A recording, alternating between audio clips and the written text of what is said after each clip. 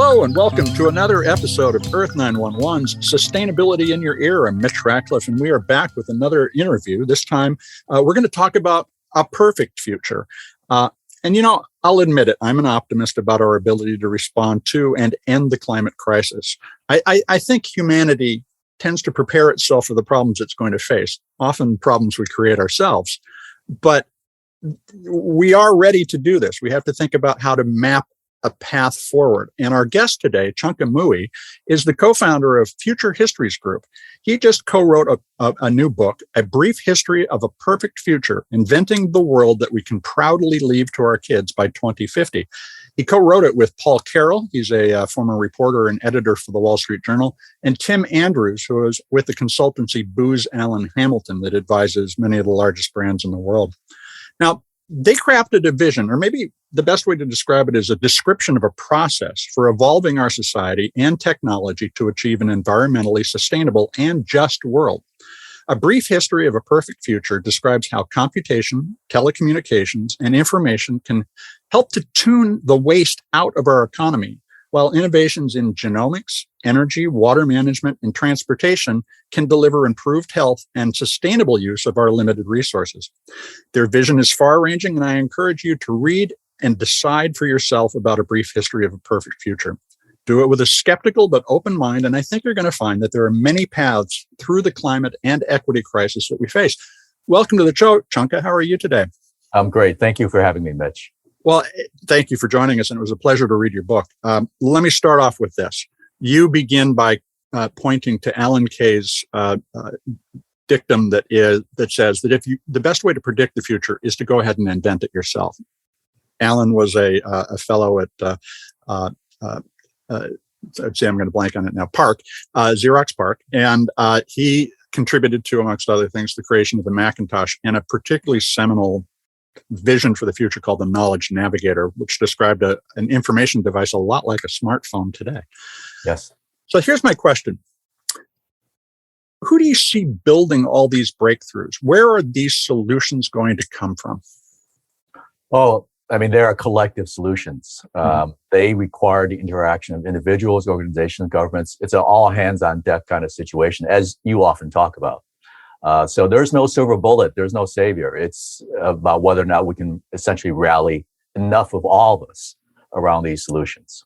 Do you think this is something that, we tend to think in the United States that we lead the world, but this is a global and distributed problem. Will the U.S. be able to lead, or do we need to partner with researchers and innovators around the planet? Well, as you often talk about, I mean, there are no borders around the climate. Mm-hmm. And we have to sort of collectively work towards this. The U.S., of course, is key because it's such a large part of the global economy, both from a consumption and a supply standpoint. And a lot of great innovations start from here, or at least are key, from a science to technology standpoint in the U.S. But it definitely has to be a global effort. Humans are just historically wasteful.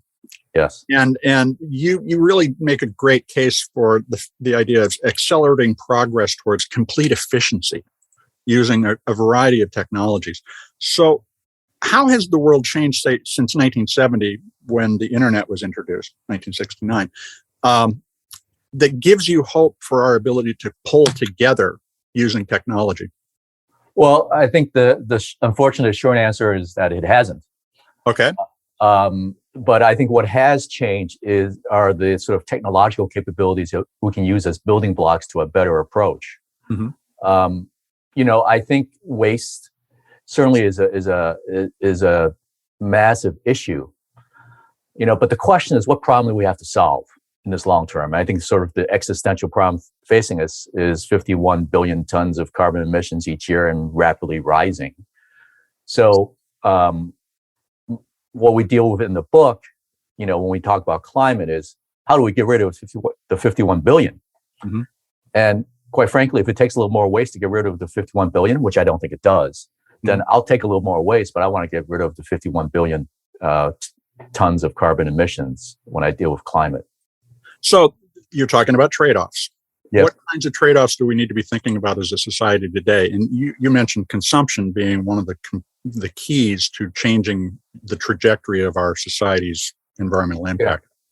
Well, I think one of the key trade-offs we're going to have is dealing with how do we pull people out of poverty while at the same time we save all of us from climate change. So, for example, there are essentially almost 1 billion people living in energy poverty. Those folks are worried about whether or not they feed their children and keep the lights on or have lights at all. Right. And it's hard to posit a future for them that doesn't allow them to do that. Right. So we have to somehow deal with the energy issue at the same time we deal with the dirty energy issue at the same time we deal with the lack of energy issue. And those could be posed as trade-offs, or we could find some way where they're not. Well, give me an example of how they might not be requiring a trade-off. Well, I mean, as we talk about in the book, the advancement of renewable energy, solar, wind, and such, is progressing at such a rapid pace. It already is in many parts of the world cheaper to build new solar than to operate existing coal, right? So we have to invest in those kinds of things, which take a longer term investment because you have to change out the infrastructure so that the future gets us to an answer that we want. So, if we're trying to get to the moon, the first thing we do is not to build more ladders, right? We have to figure out what is the process for getting to the moon and what are the capabilities that we need. And sometimes those are different courses than we're taking today. So you also focus on the idea of the law of zero, which is essentially extending the ideas of Moore's law, for instance. You get a lot more computational power every 18 months, roughly right. as much for half the price. And that has reduced the cost of computation fantastically. In order to, and you see this going on in energy and in other areas, how does the law of zero deliver an egalitarian and small d democratic society when between now and 2050, the time frame for your book, we may be in a real struggle over resources? Yeah, well, I think in one way, humanity has lucked out, right? In the sense that you could think about the problems we have with climate as a byproduct of the amazing advances of the Industrial Revolution. I mean, the secondary effect of that led us to climate change is the fact that we had this great, cheap energy, highly efficient fossil fuel. So we have this opportunity to change out the kind of energy we want because of advances in science in a way that both reduces costs and reduces emissions. So the way we deal with egalitarianism is essentially what the laws of zero give us is over time, cheaper and cheaper, better resources. So we can both address energy poverty and dirty energy at the same time. So one of the other things that happens when this sort of efficiency is introduced, and it started in the industrial era, but is much more pronounced today, is that you get fantastic concentrations of wealth as well. Yeah. How do you justify the potential for an Elon Musk to make $200 billion over the course of a decade, when so many other people are struggling just to get by? Do we need to rethink the way that we reward innovation?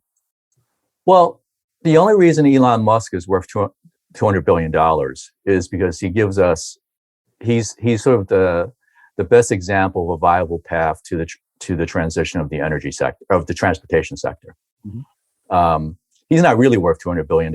He's worth the promise of that solution. He's an excellent marketer.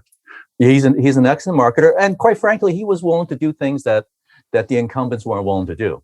Mm-hmm. Right? He didn't do it alone. I mean, the only reason Tesla accounts for less than 1% of global market share of new vehicles.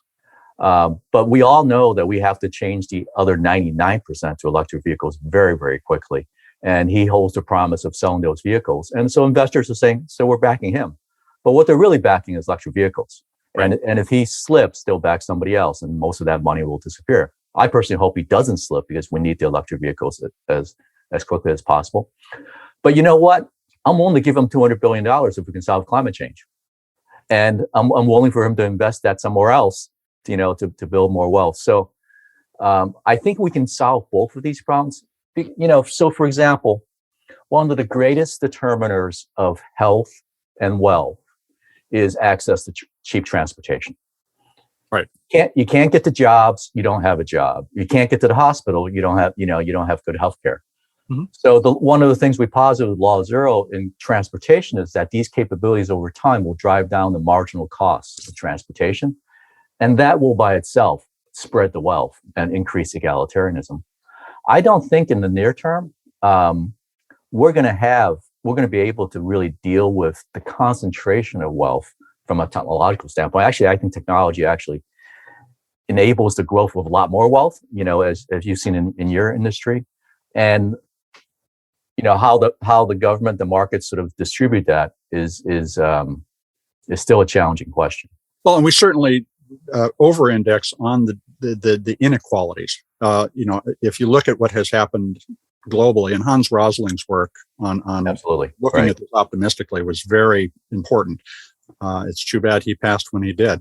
We could use him now, but the idea. If you look back, the number of people we've lifted out of poverty, absolutely. Incredible. Yeah. But so we were talking about this sort of bold leader like an Elon Musk, who we're counting on to disrupt things. But when we talk about environmental and particularly genetics issues, do we need to exercise a precautionary principle and require a lot more testing before somebody can just push something out into the marketplace? Absolutely. Well, I think what we need to require is responsibility, mm-hmm. right? We need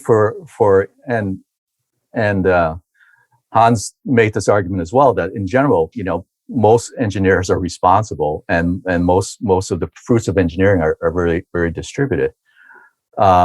So I think what we need is responsibility on the part of the inventors, reinforced by policy and by consumers, right? It's this interaction between the supply and demand of right. innovation that will address these kinds of issues. But I think, as you just said, we can't over-index on the negative outcomes and lose out on the positive benefits. So, thinking about those benefits and the opportunity to spread them more widely, if we require responsibility to whom? And this goes back to the global or the United States issue too. Whose rules do we use to judge responsibility? Oh, I mean, we don't have philosopher kings on it either, national or global standpoint. This is the pug. And then the reality is the tug and pull of personal interest, national interest, individual interest. Now, one of the things that we spent a lot of time in the book, these ideas of future histories, is that unless we can get out of the noise and the battles of right now and posit narratives, essentially, that we can all sort of rally around, then we'll be caught in the bitter local battles and not necessarily get to, the future. So, actually, I mean, as you opened the interview, talking about your optimism, I'm not actually as optimistic as you. I'm actually a little pessimistic, which is why we wrote this book, right? Which is, unless we can posit those long-term, futures that is worth us collectively working towards, we're mm-hmm. going to keep on battling like crazy. Agreed. And my optimism is a skeptical optimism. Yes. I think we shouldn't just say, oh, it's the future, let's take it. We should right. really judiciously talk through where we want to go. Right, exactly. And I don't think humanity actually rises to challenges. It rises to potential solutions. They rise to potential solutions. Yeah. And we're sociological beings. And it's sort of like we're still caving around the campfire. We have to have a story to tell each other to rally ourselves towards that collective good. So most of our book talks about great building blocks in terms of technology, mm-hmm. But the building blocks aren't the buildings. What the future histories are is a construction of the kinds of buildings that we could build. But we also talk about the awful buildings that might otherwise arise if we don't proactively work towards the future perfect. Well, and that raises a good example from the book. You talk about something, one of your future histories is a future pathetic, really where we don't want to go. And right. and the question I had as I was reading about the comprehensive instrumentation of society, because we have technology now that can tell us all about what's going on around us, also presents the prospect of endless surveillance. Yeah.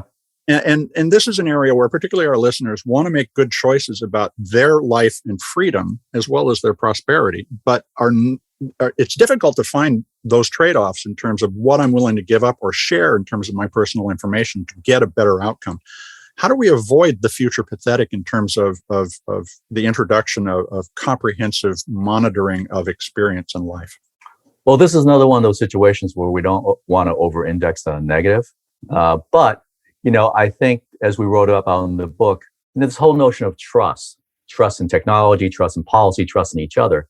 I mean, they require some building blocks. The ones we talk about are things like authentication, right, privacy, security, triangulation, right? So these things that can allow us to build systems that verify, trust but verify each other. And we have these amazing capabilities. My co-author Tim Andrews talks about this all the time, so he won't mind if I do as well.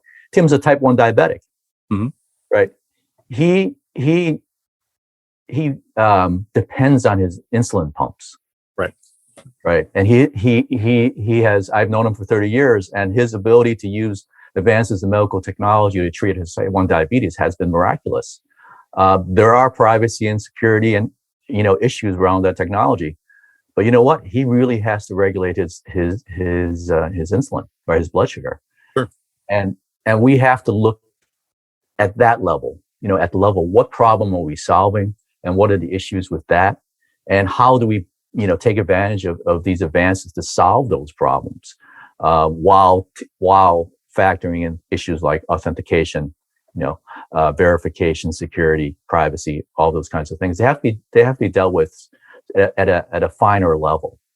Now, you also talk a lot about the application of artificial intelligence to solving these problems. And as I was thinking about this, there's again, and not to always cast this as a choice, but there's the opportunity to be coached and helped towards becoming our best self. But AI needs itself to have a control that prevents them from becoming tyrannical. How do we have that dialogue, and how do we bring ordinary people who are making just buying decisions at home into this advisory system that's going to allow us to rapidly and exponentially improve our social efficiency? Yeah. Well, I think the same issues around authentication, privacy, security, and transparency around where that data comes from, and the potential for bias they have to be on the table and discussed openly. Mm-hmm. So we know, for example, that one of the issues with artificial intelligence is the inherent bias of the data sets you're using for that kind of analysis. Well, we can have transparency on data sets. We need to have transparency on data sets. We can mandate that, or as consumers, we can demand it. I mean, there are people working, for example, on certification systems for data sets. We also know that because of the spread of technology, what we call the law of zero on information, more and more information is going to be readily accessible. So we can actually have better and better data sets. We can have pharmaceutical trials that are representatives of the population that are going to use the drugs, not just, over-index on the people that we can get to. So in some ways, the advances that we postulate in the book will address some of those issues, and even more, give us the capability for addressing those issues in a transparent way. And what I see is that particularly Generation Z, having grown up entirely digitally native, has an inclination to look into questions much more deeply than their parents or grandparents did, because they've always had that access to information and expectation. And one of the other main points is this notion of distributed systems. We can self-organize locally, regionally, nationally, globally, but there's always options within that because of the distributed networks that exist. And that the energy grid is your great example of this. Tell us about how the distribution of the energy grid is going to create a new infrastructure on which we can solve our energy problems without having to go back to the old system and try to fix it. Well, if you look, for example, in the next 30 years, the fastest growing continent will be Africa, right? There is no reason why the African economy, built on the rapidly advancing energy technologies and solar and wind, there's no reason why they need to replicate, centralized grids. We could actually adopt solar in a lot of solar and wind in a lot of regions without the central grid, right? So distributed systems as you described. So building the right infrastructure for the new technology, as opposed to replicating the infrastructure for the old. Now, we still have to deal with the grid as it stands, and we're going to have to modernize it. And we're going to have to get, solar and wind from, to deal with seasonal variances, right? In Seattle, it's darker in the winter than it is in the summer, right? And you're going to have to deal with what's the right level of renewables versus long range transmission lines, things of that sort. So we have this massive problem in transformation of electric grid, the centralized electric grid, but we don't have to replicate that everywhere. Well, and looking at Africa, it's amazing. They leapfrogged us because they never had a physical telecommunications infrastructure. Right, exactly. Everything is wireless. It's a very different world over there.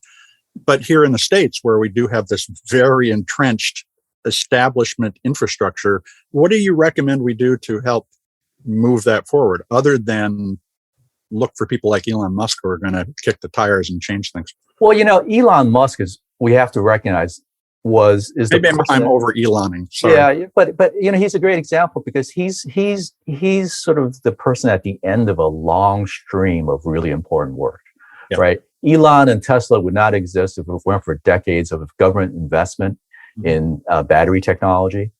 Elon and Tesla would not exist if they literally hadn't gotten a loan that kept them from bankruptcy. They wouldn't exist if we didn't have governmental policy that gave enormous incentives to consumers for buying electric vehicles, right? So we have to do all those things in these areas. Now, in the energy issue in the U.S., I mean, we have this amazing opportunity in front of us. More than 50% of the energy we generate is wasted. Right.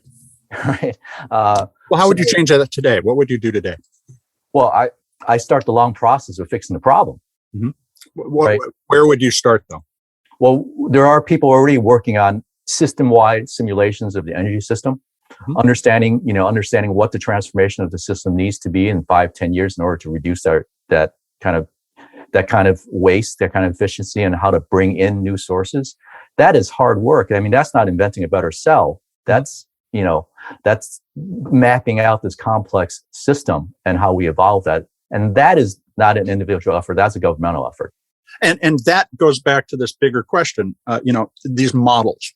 Yes. We finally have the capacity to build because and they're still incomplete, but we can build them now. We have virtual Earths, so we can look at the environmental systems, at the infrastructure, at governance. When do you expect to see clear signs that perfect future is starting to emerge out of all this activity? Do you have a moment that you would say, if we haven't made it by now, we're in real trouble? Or do you see those things already coming over the horizon that give you hope? I think it's a cascade of moments. I don't think there's one pivot point. I think it's to an old phrase, it's 1,000 points of light, right? That has to be done. We're seeing this battle right now in the infrastructure bill. Most of the infrastructure bill is fixated on 20th century infrastructure. Yeah. With a few drops here and there for the future.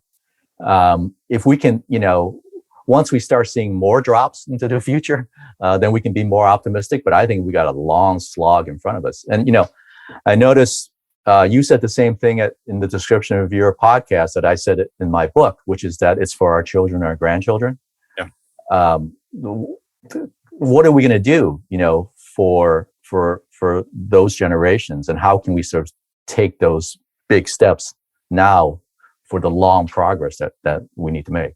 Well, I completely agree, because we keep looking back and trying to fix something that is literally predicated on what happened in 1850, rather than what happens to happen in 2050. So, what advice do you have for our listeners? And some of this is you go through advice for a lot of different types of entities. People in the book, but what advice do you have for our listeners who are thinking about their role as citizens, customers, employees, leaders?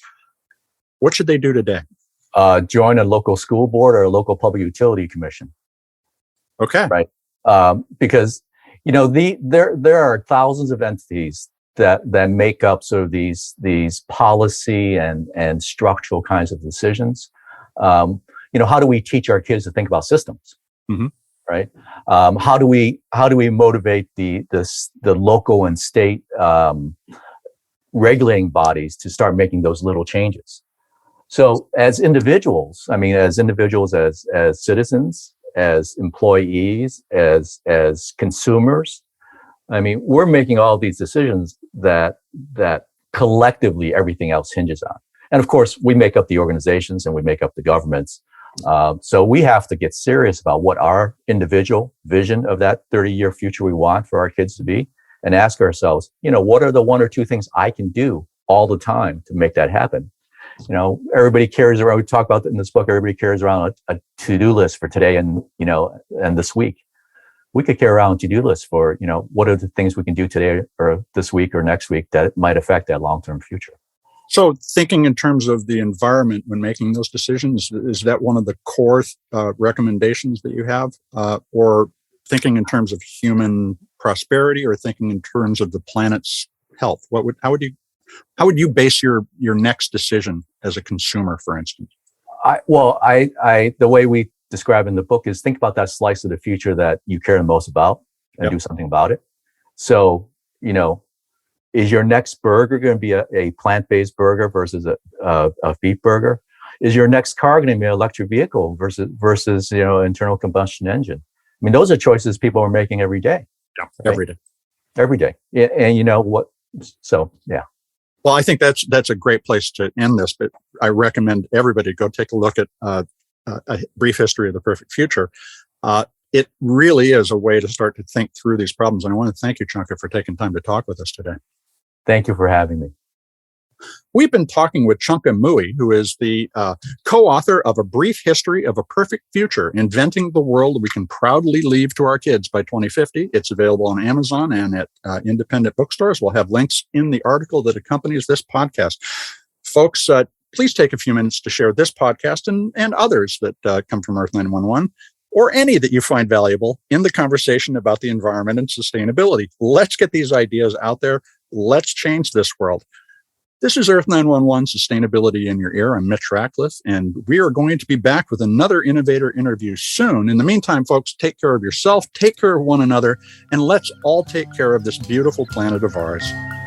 Have a green day.